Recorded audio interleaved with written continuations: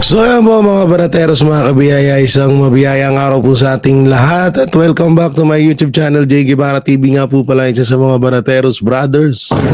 At ito, pag-usapan natin itong panibagong pagte-teleport ni Marcos Jr. sa ibang dimensyon. Nag-teleport ka na naman. Hindi ka na naman kasi nagtutulog. Sabi ko naman sa'yo, tigil-tigilan mo na yan. Yan tuloy kung ano-ano na yung pinagsasabi mo. Ito, panibagong panluloko na naman ni Marcos Jr. sa ating mga kababayan. Marami-rami rin tayo dito pag-uusapan yung mapatungkol sa pondo, no? Ng ilang ahensya, pag-usapan din natin. At itong BBM muling nireject ang impeachment laban kay BP Sara Duterte. At ito yung walang katapusan. Itong pag-disbarment ng Makabayan Block sa kay Pangulong Rodrigo Roa Duterte. At itong yung mga senador na nag-alangan or alanganan, ano ba to? Mga senador aalinlangan sa panukalang batas ni Risa Anlivirus. At itong yung hindi makahulog, hindi mo daw mahulugan ng karayong na rally ngayon sa Liwasan Bonifacio. Panoorin natin.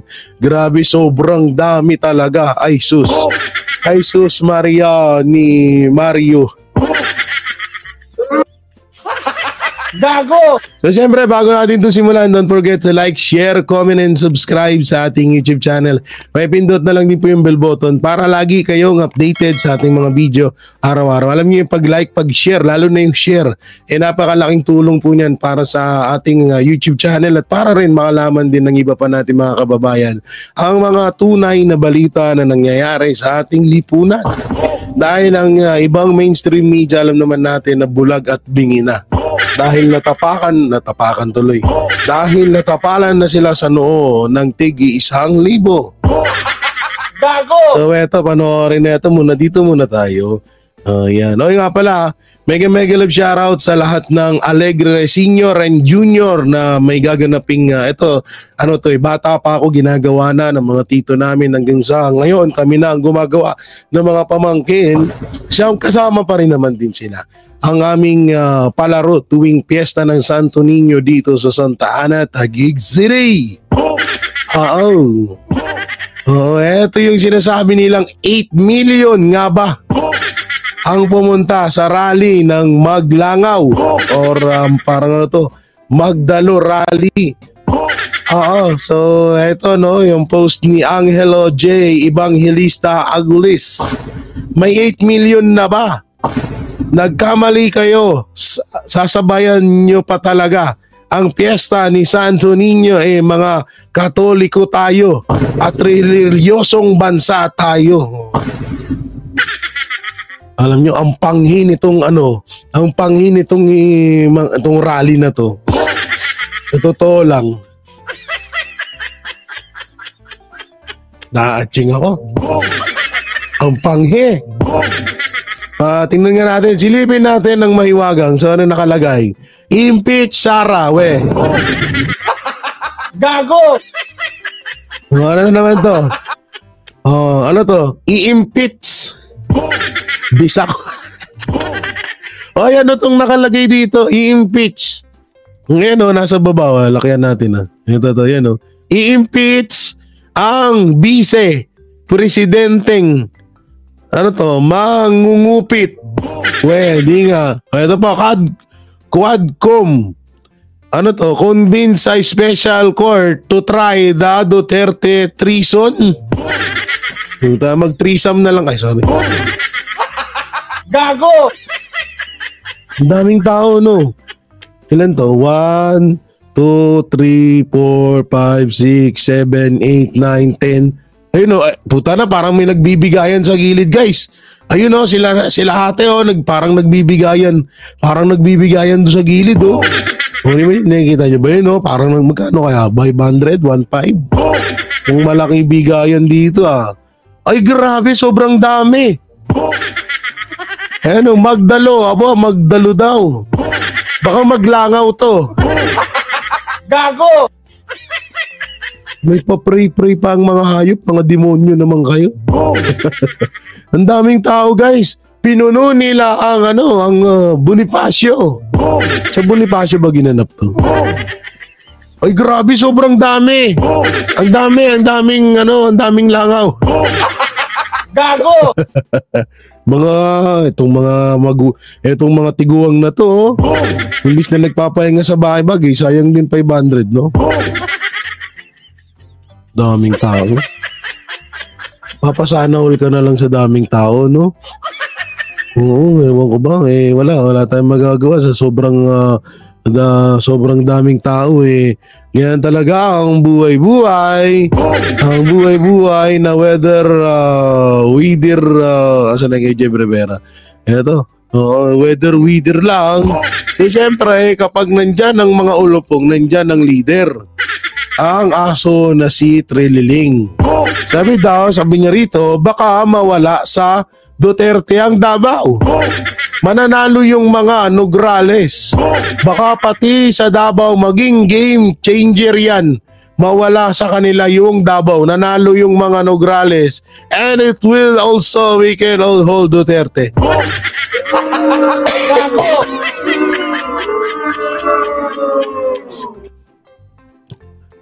Trillanes, tama ka na. Masyado ka ng pagod. Magpahinga ka kahit minsan. Masyado ka ng pagod. Nakakawa na kami sa'yo. Umumukha ka ng tanga, oh. Bobo lang eh, no? Walang alam talaga to si Trillanes kahit kailan. Kailan ba nanalo ang Nograles sa Davao?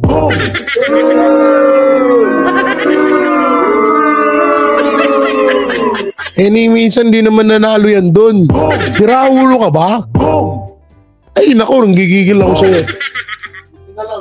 Buti na lang. Alam mo, tag dito, Trililing, para malimas-masin yung utak mo to.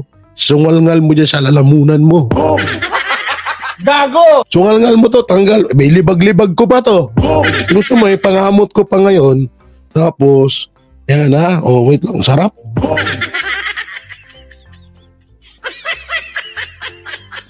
Wait lang, doon sa bandang puwet. Maganda rito sa bandang puwet eh. Tapos sungal-ngal mo sa bunganga mo para kahit pa paano tumino-tino yan. Ito lang kadala-dala itong taka. Kailan kaya makukulong? Ang tagal ng ano nito, ang tagal ng ito kapatid data to ni Trililing yo. Ito yung isang lalaki, na pumatay na ang 3 katao, yan palaganapin pa ang druga, ang pulburon sa Pilipinas. Ang hirap talaga pag nagmamahal lang, pag nagmumura ang pulburon, no? Bali-balita rito ngayon, 250, lowest 250 na ngayon. Oo, lowest 250 na daw. Wala tayong magagawa dyan. Dito nga may ito. Speaking of asan na yan? Nauubo ako. Asan na yan? Wait lang hanapin ko dito yun eh. Asan na yan? Nandito yun eh. Ito. Asan na yun? Oy. Asan na yan? Ito. Asan yung sinasabi ni mga PNP, no? Wala na rito. Oh.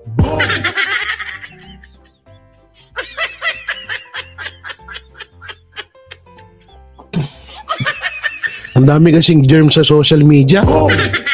Kaya tuloy nagkakaleche-leche. Alam nyo yung post kaninong isang araw nitong ni Pajardo na hindi daw maituturing na biktima ang mga gumagamit. Ay, isa lang daw, hindi daw maituturing na adik.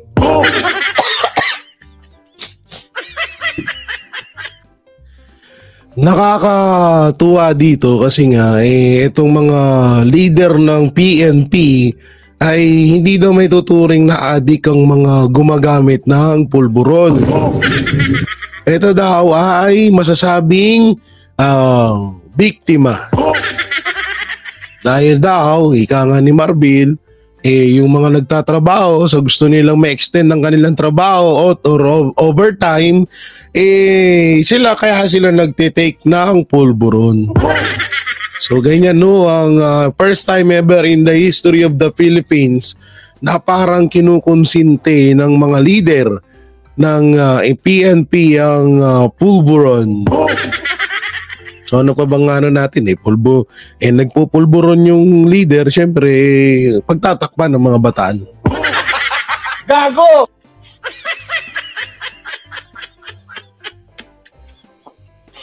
Ito pa yung isang rally na naganap.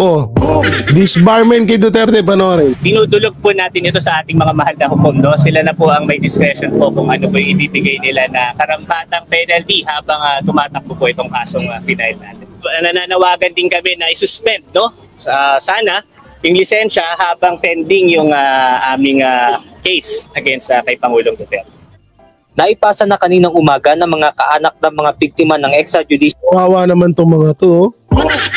Gamit na gamit. Oy, dati si Mami wala tong lipstick Pero ngayon naka-lipstick na. Gago! Oo, tingnan mo naka-lipstick na. Ito lang tanong dyan Ito, seryoso tayo. Kapag na-disbar ba si PRRD or si dating Pangulong Rodrigo Duterte, nabigyan ko, mabubuhay ba yung mga kaanak nyong mga adik na namatay?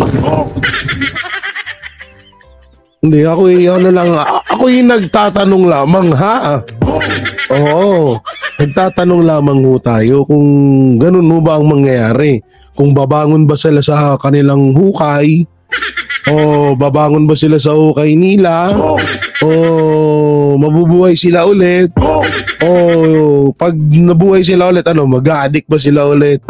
Kasi kakatarantaduhan kasi to, diba? Sila yung nagsampa ng kaso, anong pakialam niyo? So ganyan na lang ba kadali magpa-disbar?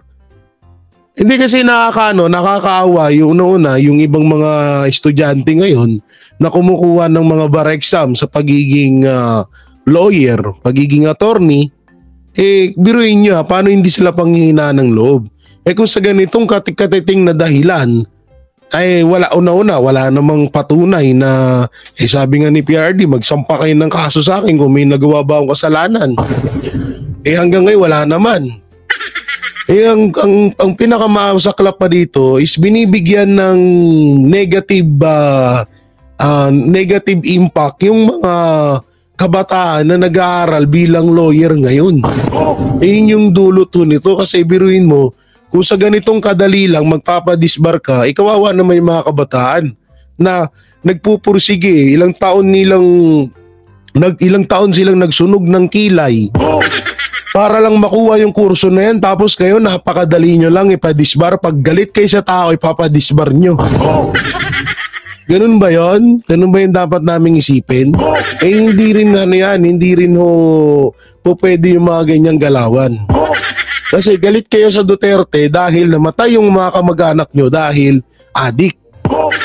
So sa madaling salita, ipapadisbar nyo yung isang tao dahil dahil sa kamag-anak nyong adik, sa kamag-anak nyong pusher. Gago! Ganun ba yung gusto niyo ipaiwatig sa amin? Official killings at ng mga human rights advocates sa Supreme Court ang disbarment complaint laban kay dating Pangulong Rodrigo Duterte. Kung kaya humihilig ang mga ito na suspindihin mo. Wawa naman si nanay, gamit na gamit. Talagang mga ganitong, alam nyo, minsan na hindi ko minsan nilalat, pero yung mga ganitong style, tapos yung mga ganitong buhok, parang kapatid to ni Franz Castro awig pa. Muna ang lisensya sa pagkaabogado ng dating Pangulo. Ayon kay Attorney Vicente Jaime. Tapos mga nakamas, puta na, may pari pa Gago! Ay.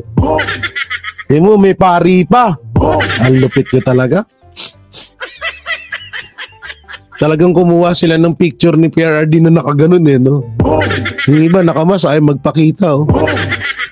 Topacio, may mga nalabag umano sa Code of Professional Responsibility ng isang abogado si Duterte. Kabilang dito ang ginawang pagmumura, pag-amin sa umunoy pagpatay, pambabastos sa kababaihan noong nasa House Quadruple Committee hearing at pagpresenta nito na maging abogado ni Vice President Sara Duterte. Alam mo, napaka-stricto nga no, ng kanon, sabi ko sa inyo, na hindi lang siya basta during or while practicing no, yung law. Sir Jay, ano bang may magiging impact nito kay BP Sara? Or ano bang magiging impact nito kay PRRD? Una, wala namang magiging impact to. Una, may edad na si PRRD. No? Kung halimbawang alam naman natin kung gaano kalakas ang administrasyon ngayon at itong mga to, na pwede talaga nilang maging yung baluktot, pwede nilang ituwid yun. Yung tuwid, pwede nilang gawing baluktot yun. Ganun sila kalupit ngayon. So, para sa akin, hindi naman big deal talaga to. Naging big deal lang to kasi nga, eto, lumabas nga dito sa balita na isa sa mga nakita nila, kaya nila ipapadisbar si PRRD dahil tatayo si PRRD bilang abogado ni Vice President Sara Duterte. So, doon kasi parang pinapaiwatig nila dito na natatakot sila na maging abogado ni Vice President Sara Duterte itong si PRRD. Ganun yung lumalabas dito na sentimento nitong mga kupal na to. Gago! Oo, ganun yung nangyayari, no? So, tangina. Ba't ba kasi may mga ganitong tao sa Pilipinas? Ang dami na ng problema sa Pilipinas. Ang mahal-mahal na nga ng kamatis, dumadagdag pa kayong mga hayop kayo. Gago! Nagalit eh. No? Nagpamedya pa kayo, sayang yung on air. Ayop. Na sinasabi. Ito ay talaga yung pagkatao ng abogado na tinatawag natin. At yung mga pronouncement niya, yung mga announcement niya, kami ay naniniwala na pasok siya doon, no? At covered siya ng mga violations ng sila. Wow. Sabi natin mga canons na yun. Kabilang sila Yori Pasco at Rosenda Lemita sa mga complainants na kung saan naniniwala sila na nalabag ng dating Pangulo ang karapatang pangtao matapos masawi sa drug war operation. Dahil lang isang abogado po. Eto, wait lang ha. Nakikita niyo yung poster. Nakalagay dito, mamamatay tao. Hindi karapat dapat sa abogado. Ito yan. Sa tingin nyo, hindi ba kayo pwedeng kasuhan sa mga ginagawa nyo dun sa tao? Pangalawa, tangina kaso to eh. Alam niyo kung bakit? Walang inilabas ang korte na nagpapatunay na itong si PRRD ay pumatay ng tao. So ito ay pambibintang, pangyuyurak sa pagkatao ng isang dating Pangulo. Kayo dapat ang unang kasuhan dahil hindi pa nga nailalabas yung kung talagang nagkasala ba itong tao na to, sinisiraan nyo na agad. Una-una sa maraming tao, pangalawa sa media. No? Dapat kayo nga dapat makasuhan kasi dito sinabi nyo mamamatay tao, pagbibintang. Hindi karapat dapat sa abogado, so hinusgahan nyo agad. So dito kaso na agad kayo, dapat kayo yung makasuhan hindi si PRRD. Siguro may pagkatulonggis yung nagmamando sa inyo kaya hindi niya alam yan. Dahil lang isang abogado po ay siya po. Nay, eto, tanungin ko naman sa'yo, Nay. Ano pong alam nyo sa batas? Gago! Ako, wala rin akong alam sa batas. Wala akong masyadong alam dyan. Pero si Nanay ang tanungin natin, Nay, anong alam mo sa batas? Kasi kung naniniwala ka sa ganyan, ang tanong, totoo ba yan? Na may batas na ganyan. Una-una po, isa ka po sa mga sinasabing pamilya ng nabiktima ng war on drug ni PRRD. Ngayon, ang tanong dito, anong alam nyo sa batas? Kasi kung makapagsalita po kayo na alam namin, parang alam nyo talaga. So ito, papakinggan natin. Dahil lang isang abogado po ay siya po ang magtatanggol ng karapatan ng bawat Pilipino, lalo na po ang mga mahihirap na kagaya namin na pinaslang ng wala man lang. Just lang eh, ba't nagsasalita ka dyan? Gago! Buhay ka naman ah. Oh, pinaslang namin. Sabi niya, ano, pakinggan ah. Na kagaya namin na pinaslang ng wala. Kagaya namin na pinaslang na walang kalaban-laban. Buta na ba't buhay ka pa? Gago! Ba't buhay ka pa? Ano ka, immortal? Pinaslang kami ng walang kalaban-laban. Lalo na po ang mga mahihirap na kagaya namin na pinaslang ng wala man lang proseso hanggang sa ngayon. Bilang mga biktima, Pinaslang ng walang proseso. Ay, so ibig sabihin ng pagpatay ngayon to the process na pala. Gago! Bisa na ayusin niyo yung script nyo. Ang pangit. Wala sa hulog. Hindi niyo masyadong tinandaan yung mga line. Naku po. O, ito si nanay, nagbabasa pa oh. Mukhang may binabasa sa cellphone. Nandun na tayong script. O, play oh. Lights, camera, in action. malinaw na salungat sa prinsipyo ng karapatang pantao ang kanyang mga ginagawa at ginawa. Oh, wow, palakpakan. Naka-script nga. Oh, ang galing. Ang karapatan ng mga mamayan ang siyang dapat nananaig sa ilalim ng batas. Oh. Ang mga salitang binibitawan ni Duterte ay patunay na wala siyang paggalang dito. Oh, Para naman kay Cristina Palabay, ayoko dyan. Hindi natin panoorin. Asawa ni Shrek.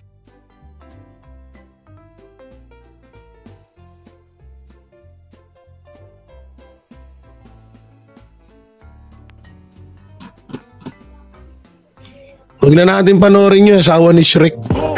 Baka magalit yun. Si Capio na yun eh. Asan yan?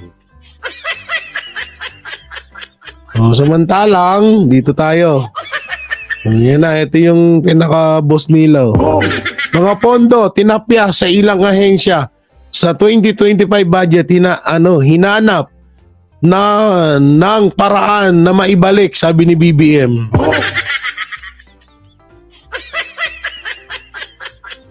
Patawarin niyo ako.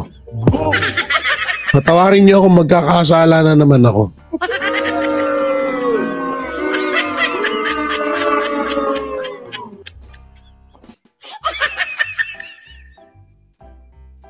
Ihahanap ng paraan na maibalik.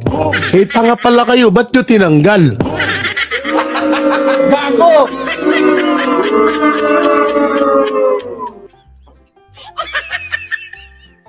Buoplax? Bakit nyo tinanggal? Tas ngayon, mag-aaksaya kayo ng oras para maibalik. Hindi nyo muna pinag-aralan bago nyo tanggalin doon sa isang ahensya yung budget nila? Ganun na ba kayo?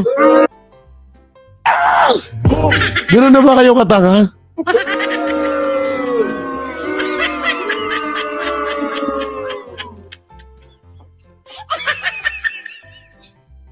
Ikaw, Marcos Jr., umayos ka. Nanggigigil ako sa'yo. Ginagawa mo na naman kaming tanga eh. Isipin mo. Babasahin ko ha. Mga pondo. Tinapyas. Sa ilang ahensya. Sa 2025 budget. Tapos, nung tinapyas, eto na yung napag-isip-isip niya. Hinahanapan na ng paraan na maibalik ni PBBM. Gago! Doon pa lang sa pagtapyas ng pondo, bakit hindi nyo yan pinag-aralan?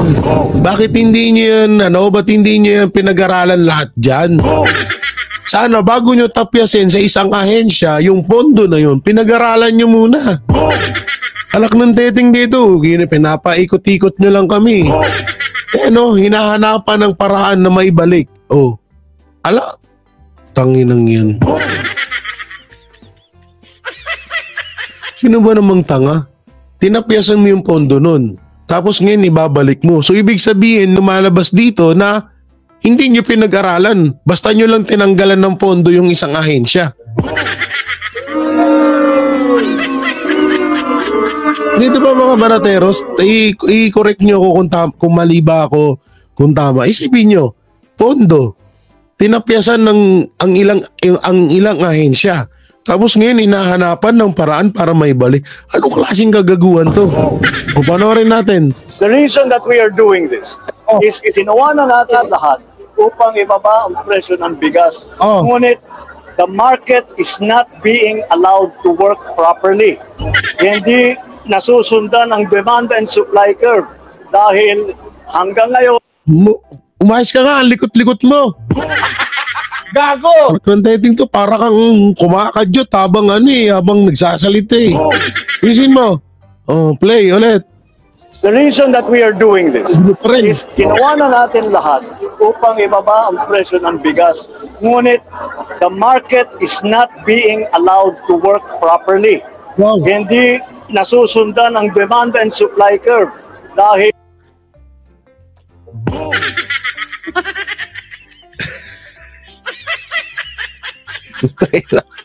kung ako yung media, tapos ganito kalikot yung ini-interview, salap sampalin.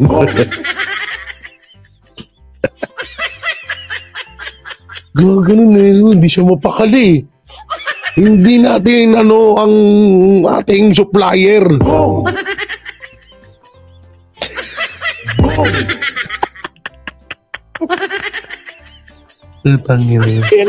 hanggang ngayon, kahit ibaba mo lahat ng inputs, ang pagbenta pa rin, mataas pa rin.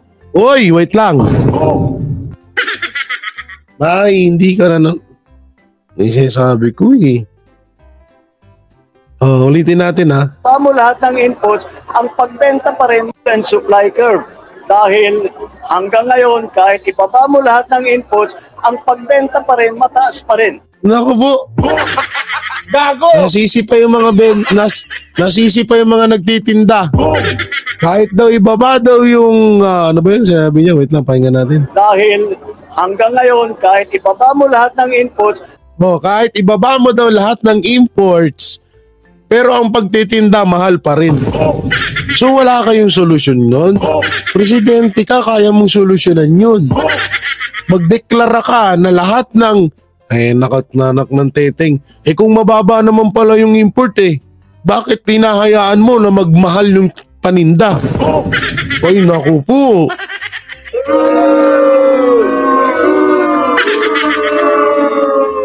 Presidente ka, Marcos. Hindi ka mayor.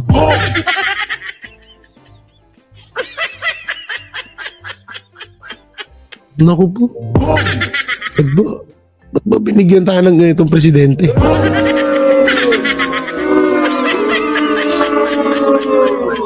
Import. Mababa naman pala import. Ayon yan sa kanya. O siya na nagsabi niya na mababa yung import. So, kung may mga nagtitinda sa mga merkado or saan man yan na mahal, magdeklara ka na babaan. Nasabihin mo na, oy, ganito. Mababa na yung import ng mga bilihin natin. Nakakuha tayo ng mababang import ng mga bilihin natin. So kayo na mga nagtitinda, sumunod kayo sa kaya ng presyo na magbigay sana ang Office of the President ng panukala or utos or kautusan na sa ganitong presyo nila ititinda yung mga bilihin dahil mababa nga yung import. Alam nyo minsan, ito yung sinasabing maganda pakinggan, pero pag binusisi mo, walang laman. Ito to, tinan mo, hindi natin nabusisi ito. Mirin mo sinabi niya, mababa import. Pero mataas daw yung tinda. Ikaw presidente, pwede mo naman pag-utos na babaan yung pagtinda palagi nga kayong nag-survey sa palengke. O ba't hindi nyo gayang gawa ng paraan yun?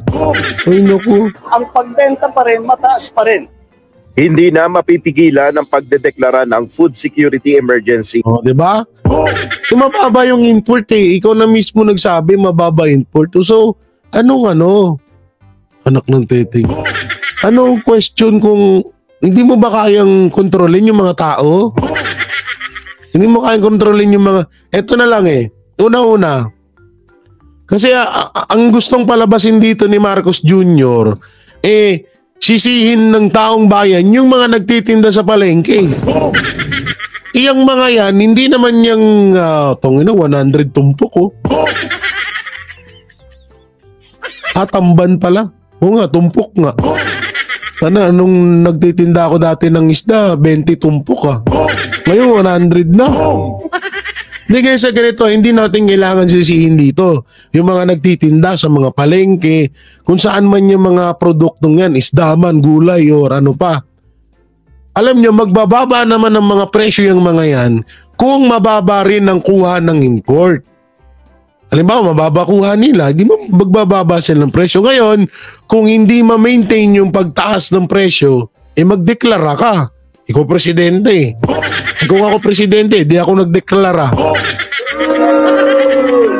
Sabihin na naman ng basher dyan, ang galing mo magsalita, hindi ka kasi presidente. Gago ka pala sinabi niya na mismo na mababa import. So, may posibilidad at pwedeng mangyari na babaan din yung tinda. Ganun lang yun, tanga. Tulunggis ang buto. Ayon kay Pangulong Ferdinand Marcos Jr., ginawa na ng gobyerno ang lahat upang mapababa ang presyo ng bigas, ngunit mataas pa rin ang halaga nito sa merkado. Kaya naman... Tanginang yan. Ba't kaya ganito to si Marcos? Ito nung pumunta to ng Tacloban, sinisi niya ang dalawang presidente. Si Noynoy Aquino tsaka si Rodrigo Roa Duterte. Na kesyo, hindi daw 100% pa ang nagagawa sa Tacloban sa nangyaring sakuna sa Yolanda nung Yolanda. Ang hirap hirap lang magsalita Ang hilig niya manisi, no? O ngayon, yung mga vendor ang sinisisi niya. Kasi daw hindi daw mapigilan ng pagtaas ng pagbenta. Magdeklara nga kayo. Nasa batas naman yan At nasa inyo naman yung kapangyarihan na magdeclare kayo na yung mga nagtitinda sa palengke, magbaba na ng presyo kasi nga sabi mismo ni Bongbong ito sa interview na to na mababa yung import. So kung mababa naman pala yung import ng mga produktong yan or prutas, gulay, karne, isda, natural na magbababa yung mga tinda. Ngayon kung nagmamatigas sila, magpaulit-ulit na Magdeklara kayo na magbaba ng presyo sila, mababa na import, ba't mataas pa sila magtinda? Kaso sila dyan. Ewan mo ba rito? Mapipilitan niya ang pamahalaan na gumawa na ng hakbang na tiyak na makapagpapababa sa presyo ng bigas. Puta na, 3 years ka na, ngayon ka palang napag-isip na gagawa ng hakbang? Gago!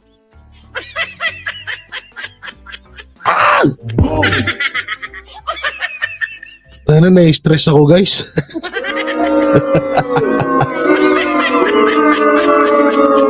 Na-stress ako. Ang tagal-tagal na naming inihiling na bumaba ang presyo ng bigas, ng karne, ng gulay, ng isda, ng manok. Tangina, shabu lang nagmumura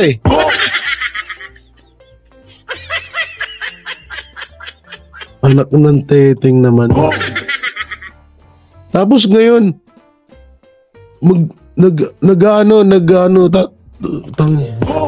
papakinggan natin Marcos Jr., ginawa na ng gobyerno ang lahat upang mapababa ang presyo ng bigas, ngunit ginawa na daw yung lahat.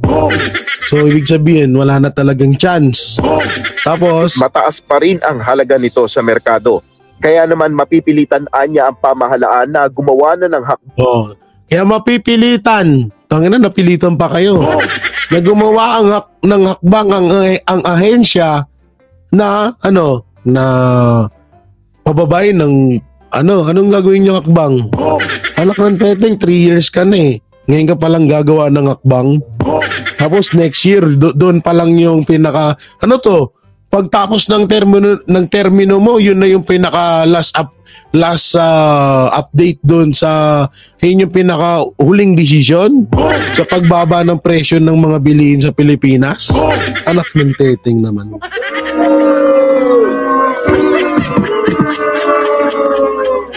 Visit, diba?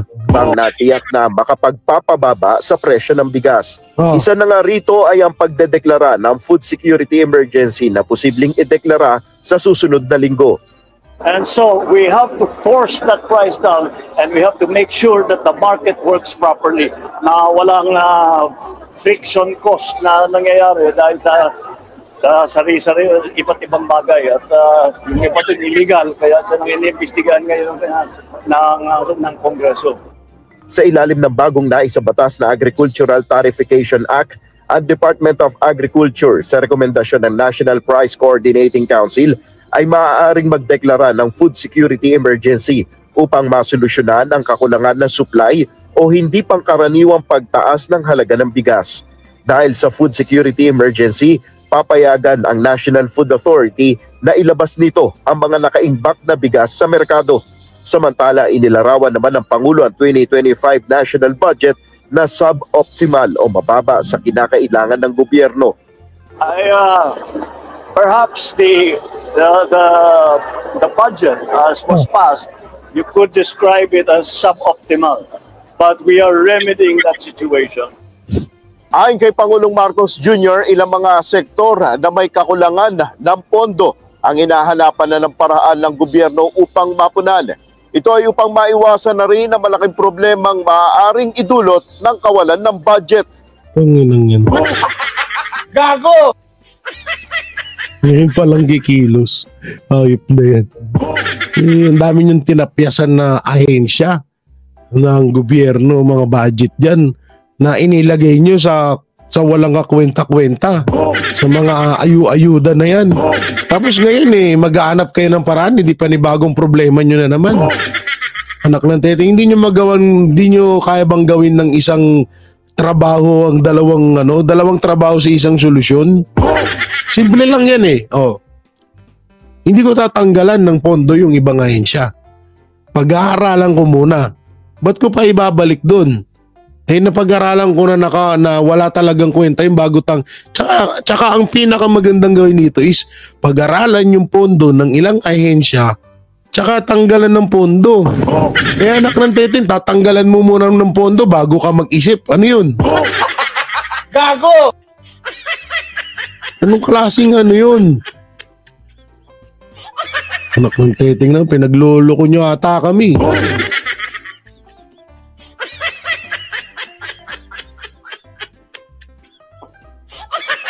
No, ito pa isang nakakabuisit na balita. PBBM muling nagpanggap. PBBM muling nagpanggap. Nireject daw Ayaw ng presidente ang impeachment. Pero yung mga iba doon, yung mga bataan niya, tuloy-tuloy. Kanino kami maniniwala? Marcos, please stand up. Gago! But I still think that even if Congress is mandated to process this, Congress doesn't have the House doesn't have a choice, and the Senate doesn't have a choice once these impeachment complaints are filed. But I don't think that now is the time to go through that. Muling tinanggihan ni Pangulong Ferdinand Marcos Jr. ang ideyang pagpapatalsik kay Vice President Sara Duterte. Ayon sa Pangulo, tama ang pananaw ni Chief Presidential Legal Counsel Juan Ponce Enrile na hindi makatutulong sa bansa ang ganitong hakbang.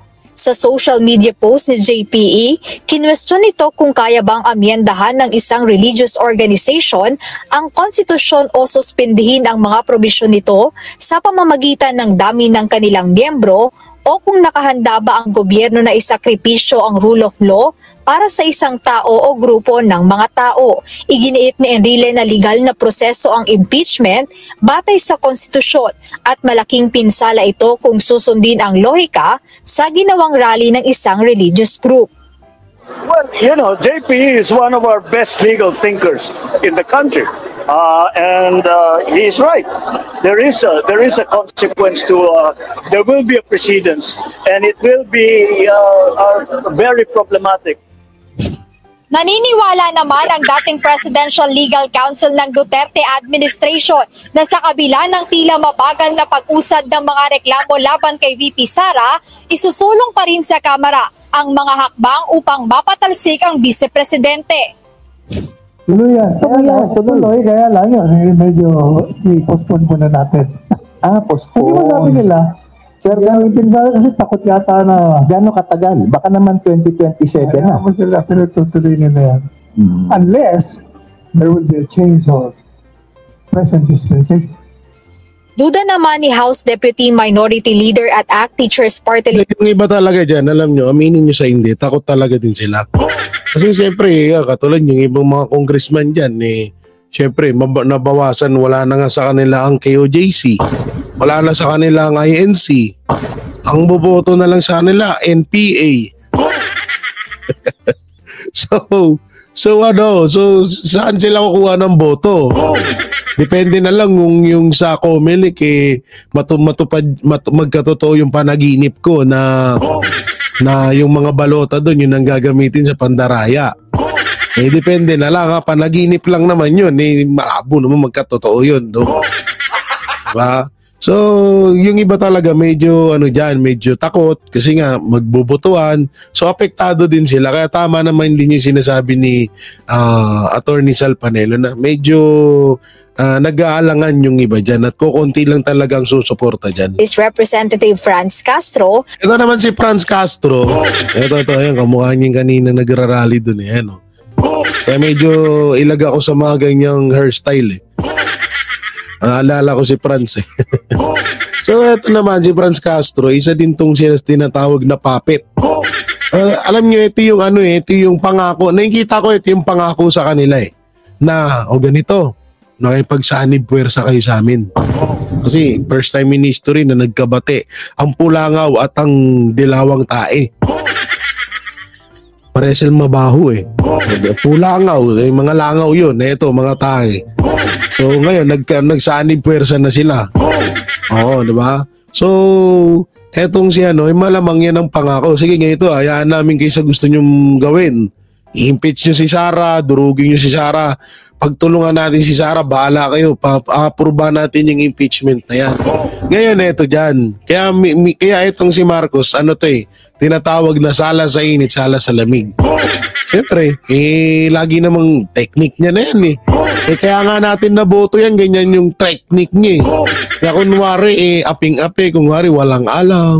Kunwari, aping-api siya sa lahat ng bagay. At kunwari, bisprin siya, bisprin, Diyan na tayo niya dinala Diyan tayo nadala ng mga tsupulangkot baby kumon ni Marcos Jr. Malamang sa malamang nakikita ko dito sa mga makabayan block na to, lalo dito kay Franz Castro Lipad.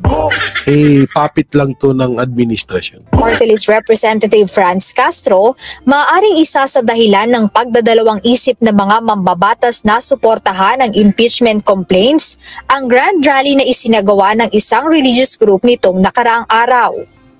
Well, baka may natatakot dahil umaasa sila na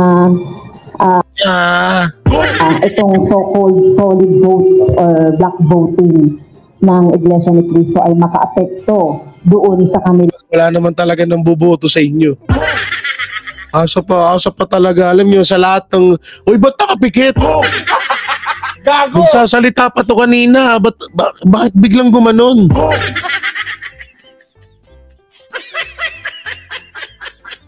Hala, kanina lakas-lakas pa nito Bigla nang pumikit. Matuwan din tayo. Wala talagang boboto sa inyo, real talk yun.